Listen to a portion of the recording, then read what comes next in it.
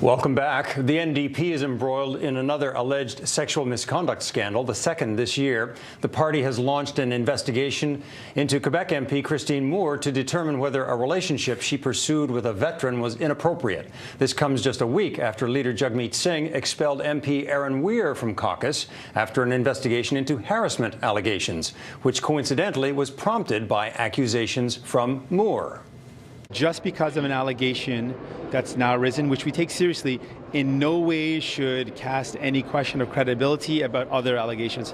This notion has happened far too often to women and is not an acceptable line of argument. If there's an allegation, we'll take it seriously. Joining us now is Libby Davies, longtime New Democrat, a former MP, and a brand new recipient of the Order of Canada, which happened this week. First, congratulations on that. Thanks very much, Eric. Talk to us about the balancing act that you see that Jagmeet Singh is having to kind of conduct right now. Well, you know, I think it's a really tough situation for any leader, whether they're new, as Jagmeet is, or whether it's someone who's very experienced. Because when these issues arise around harassment, sexual harassment, when they become public, it's very public, and suddenly, you know, the spotlight is on, and words become very important, and how you follow up, what kind of process there is. And I feel that, you know, overall, we're in this time of a massive shift in society generally. The Me Too movement has been so important. And yet, so many of our public institutions, whether it's Parliament Hill, political parties, the media itself, you know, or the workplace, we're so far behind in terms of how we respond to it with processes. And so I think we all feel kind of caught in this moment as it becomes really difficult to sometimes navigate how to deal with individual allegations and incidents and situations that come up. And I think we see this with the NDP. We've seen it with other political parties who are grappling with the same issue. And with Christine Moore, I mean, now you have a woman being accused. We're not as used to that. It's hard to know how to fit that in, and you can understand why Mr. Singh is saying, well, that's separate from this other. But it raises questions in people's minds about, well, is there some connection between the first and the second, and who is this person now? Is that complicated? I do think that there's more of a automatic response that we all have when the complainant is a woman, or in many cases, many women. When it's the other way around, people, you know, you have to kind of adjust and think, okay, is this what's happening? I think the bottom line is, though, if you have a well-established, fair, transparent process, it helps carry you through that, because the important thing is to do a review and investigation to find out actually what happened, and if discipline is needed, then you take that discipline. And also to ensure that there's education. I mean, again, I think everybody's grappling with this in terms of, I think there's a whole line, right? There's lots of stuff that we all know is totally inappropriate, right?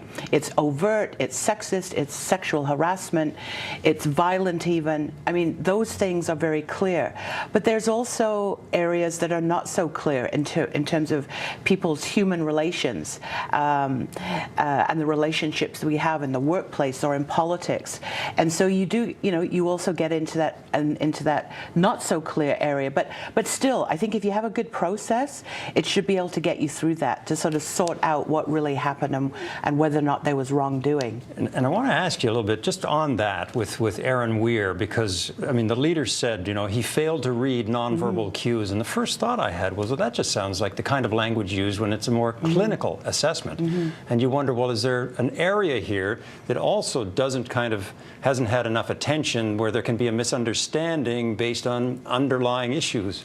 I think Aaron himself has said that he knows that he's socially awkward, and he's also said that when a woman has said something to him, he's you know, backed away. He's at some point understood that. So I think it does raise the question of what those human relations are about, and if someone is on the spectrum, you know, are they aware of that?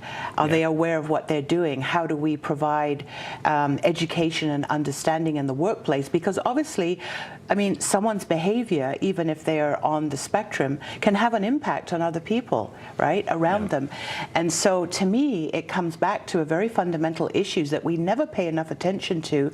And when I mean we, I don't mean just the NDP, I mean all of us, is that kind of human resources and the workplace relationships, right? We're all busy doing our job, but how we interact with one another and whether or not we provide a safe workplace where these situations can be dealt with in a way that somebody doesn't feel like they're, being, nailed to the wall, and yet complainants feel that they have a proper process that they can go through and be heard, and that action will be taken. So this is complicated stuff, and I feel like nobody has really got it right. And I think a big question is Parliament Hill itself. Why aren't there each political party is dealing with this separately, differently, right? Parliament Hill overall is a workplace, right? Yes, there's MPs, there's staffers, there's people who work for the House of Commons itself, and it seems to be a very muddled environment in terms of what is it that applies.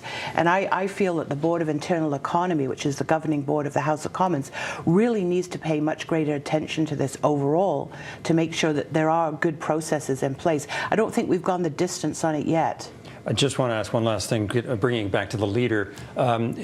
He's having a little bit of difficulty, from the outside it appears, of kind of controlling the caucus. He's not with the caucus all the time. He doesn't have a seat in the House. Should he be getting a seat sooner rather than later? Well, that's his decision. I mean, Jack didn't have a seat for a while. Jack was in Ottawa a lot, Jack Layton. I think it's tremendously important to establish that solidarity and working relationship with the caucus. And, Jagmeet's a new leader. He's out on the road a lot, which is fantastic. But obviously, the relationship he has with his caucus is very, very important. Libby, thank you very much for joining us. You're welcome.